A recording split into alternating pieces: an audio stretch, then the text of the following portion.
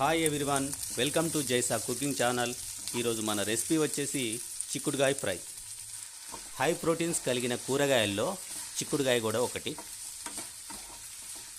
ఈ వీడియోలో మనం తక్కువ ఆయిల్ని యూజ్ చేసి మంచి టేస్టీ వచ్చే విధంగా చిక్కుడుగాయని ఏ విధంగా ఫ్రై చేయాలనో చూద్దాం. మన రెసిపీలోకి వెళ్ళే ముందు చిన్న రిక్వెస్ట్ అండి, వీడియోని లైక్ చేయండి, ఛానల్ని సబ్స్క్రైబ్ చేయండి.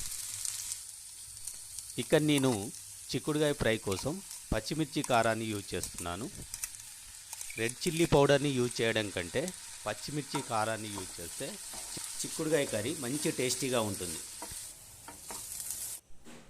పచ్చిమిర్చి కారం కోసం ఒక ఉల్లిగడ్డ, 8 లేదా 10 పచ్చిమిర్చిలను కట్ చేసుకొని ఒక మిక్సీ జార్లో వేసుకొని లైట్గా గ్రైండ్ చేసుకోండి. గ్రైండ్ చేసిన తర్వాత పచ్చిమిర్చి కారం యొక్క టెక్స్చర్ అనేది ఈ విధంగా ఉండేటట్టు చూసుకోండి. పచ్చిమిర్చి కారాన్ని గ్రైండ్ చేసుకొని పక్కన పెట్టుకున్న తర్వాత ఫ్రై ప్యాన్లో ఒక 3 టేబుల్ టీ స్పూన్ల ఆయిల్ తీసుకొని వేడి చేసుకోండి. ఆయిల్ వేడయ్యాక ఒక హాఫ్ టీ స్పూన్ శనగపప్పు, ఒక హాఫ్ టీ స్పూన్ జీలకర్ర, ఒక హాఫ్ టీ స్పూన్ ఆవాలు వేసుకొని 1 నిమిషం పాటు వేయించుకోండి.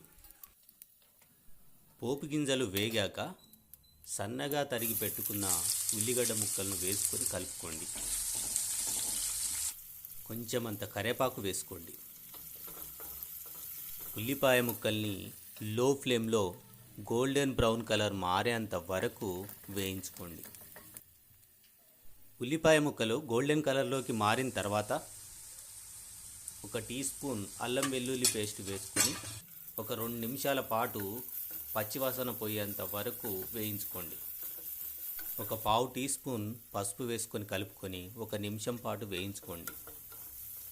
వేగిన ఉల్లిపాయ ముక్కల్లో మనం కట్ చేసి పెట్టుకున్న చిక్కుడుగాయ ముక్కలను వేసుకొని కలుపుకోవాలి.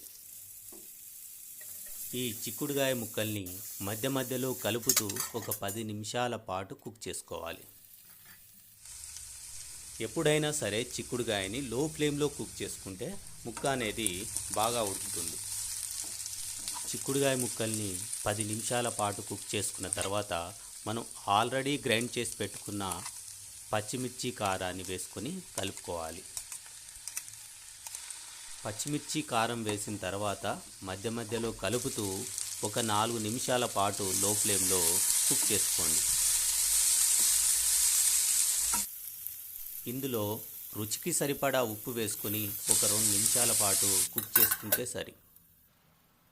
చివరగా కొత్తిమీరను సన్నగా కట్ చేసి వేసుకొని స్టవ్ ఆఫ్ చేయండి.